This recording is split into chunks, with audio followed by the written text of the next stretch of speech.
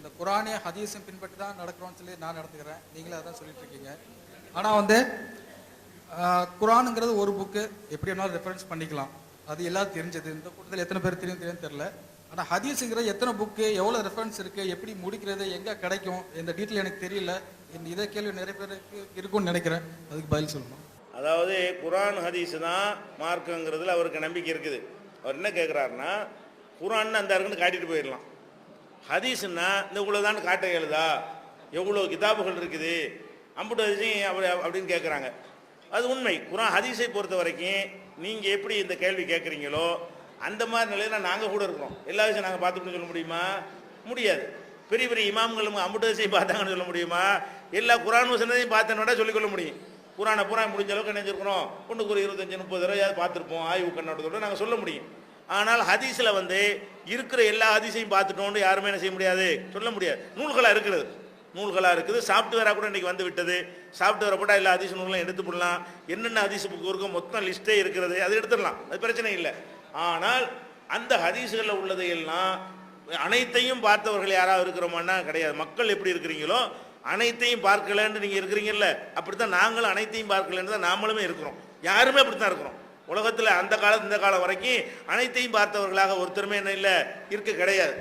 அதே மாதிரி இருக்கிற அனைத்தையும் பார்த்தால் கூட அனைத்துமே சரியானதா பலவீனமானதான்னு ஆய்வு செஞ்சு பார்த்தோமான்னு கேட்டால் அப்படியும் பார்த்துருக்க மாட்டோம். ஒரு விவாதம் தேவைன்னு வரும்பொழுது அதில் நுழைஞ்சு ஆய்வு செய்வோமே தவிர மற்ற நேரத்தில் என்ன செய்ய மாட்டோம். ஒரு கேள்வி கேட்குறீங்க, இதுக்கு என்னமாவது இருக்கான்னு போட்டு கம்ப்யூட்டரில் போட்டு தேடணும்னு சொன்னால் அந்த ஹதீஸ் எங்கே இருக்கோ கொண்டாந்து காட்டும். அப்போ தான் அந்த ஹதீஸ் நமக்கு முதல்ல தெரியும். அதை ஆய்வு பண்ணி இது அறிவிப்பாளர்லாம் தேடி அப்போ தான் என்ன செய்வோம், இது கரெக்டான யோசிப்போம். அப்படி ஒரு கொஸ்டினே நம்ம வாழ்கிற காலம் வரைக்கும் வரலன்னு வைங்க, அந்த ஹதீஸ் நமக்கு இருக்கிறதுக்கு தெரியவும் செய்யாது, நம்ம பார்க்கவும் மாட்டோம். ஒவ்வொரு ஹதீஸையும் புக்கு வாரியாக பக்கம் வாரியாக படித்தா நம்ம லைஃபே முடிஞ்சு போயிடும். தேவைக்கு தேடுற அளவுக்கு என்ன செய்யுது, கம்ப்யூட்டர்லாம் வந்த பிறகு சாஃப்ட்வேரில் போட்டு போய் செஞ்சுட்டு இருக்கிறோன்னு வைங்களேன். அதனால வந்து நீங்கள் என்ன மாதிரி இருக்குது, வித்தியாசம் என்னது, கொஞ்சம் கூடுதல் குறைவுல வேண்டாம் வித்தியாசம் இருக்கும்.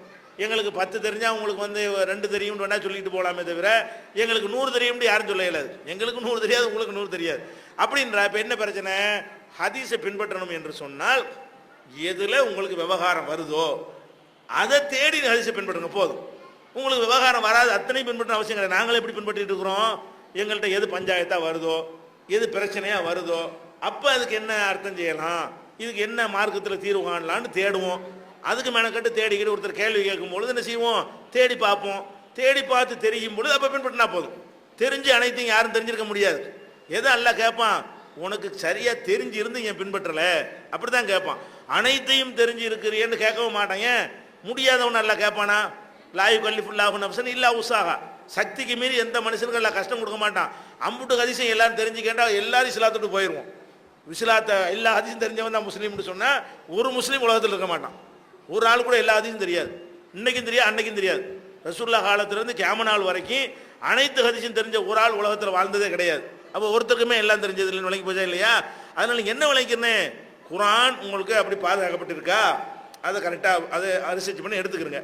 ஹதீஸை பொறுத்த வரைக்கும் எப்போ உங்களுக்கு பிரச்சனை வருகிறதோ அந்த பிரச்சனை இருப்பில்ல தேடி பாருங்க, அல்லது தெரிஞ்சவங்கள்ட்ட கேளுங்க, தேடி தருவாங்க.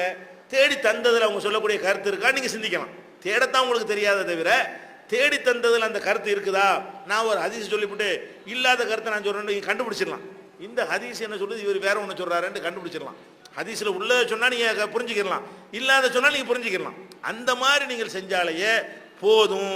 அவ்வளவுதான். அல்ல உங்களை கம்பல் பண்ண போகிறான், அதுக்கு மேலே பண்ண மாட்டான். அதனால் என்ன செய்ய வேண்டியதில்லை, குரானை பின்பற்றணும் என்பதை கரெக்டாக புரிஞ்சுக்கிறேன்னு அனைத்து ஹதீஸையும் தெரிஞ்சு வச்சிருக்கணுங்கிற அர்த்தம் கிடையாது. அப்படி யாரும் உலகத்தில் இருக்க முடியாது. தெரிஞ்ச விஷயங்களை நீங்கள் என்ன செய்யுங்க, ஆய்வு பண்ணி கரெக்டாக கண்டுபிடிச்சு தெரிஞ்சுக்கிறங்க. ஒரு விஷயத்தில் ஹதீஸே தெரியல, ஹதீஸ் உண்மையில் இருக்குது, நமக்கு தெரியாமல் என்ன செய்யணும், தெரியலையே, தெரியாத நேரத்தில் இதான கரெக்டாக இருக்குன்னு ஆராய்ச்சி பண்ணி வேற ஒரு கியாஸ் அடிப்படையில் இருந்து ஒரு சிந்தனை பண்ணி இதுலேருந்து அதை எடுக்கலான்னு நம்ம நினைஞ்சிட்டோம், ஒரு முடிவு எடுத்துகிட்டு போயிட்டோம். இதுக்கு எல்லாம் குற்றம் பிடிப்பானா? குற்றம் பிடிக்க மாட்டான். ஏன், நம்ம ஆய்வு பண்ணி தப்பான முடிவை எடுத்து விட்டாலும் ஒரு கூலி இருக்கிறது, சரியான முடிவை எடுத்து விட்டால் 2 கூலி இருக்குதுன்னு ரசூல் ஸல்லல்லாஹு அலைஹி வஸல்லம் சொல்கிறாங்க. ஆனால் ஆய்வு பண்ணி எடுக்கணும். அதனால இப்போ என்ன நீங்கள் விளங்கணும்னா, குர்ஆனை தான் பேசிக்குங்கிறதுல உறுதியாக இருந்துக்கிறங்க. அதில் மாறவே கூடாது, மறையவே கூடாது. அதுக்கு அர்த்தம் என்ன, எப்போது நாம் ஒரு பிரச்சனையை சந்திக்கிறோமோ அது குர்ஆன் ஹதீஸ் அடிப்படையில் என்னன்னு தேடுவோம். பிரச்சனை சந்திக்கிறதுக்கு கொஞ்சம் தான் சந்திப்போம். ஹதீஸ் அம்புட்டையும் சந்திக்கக்கூடிய நிலைமை எல்லாருக்கும் வரவே வராது. வழங்குதா?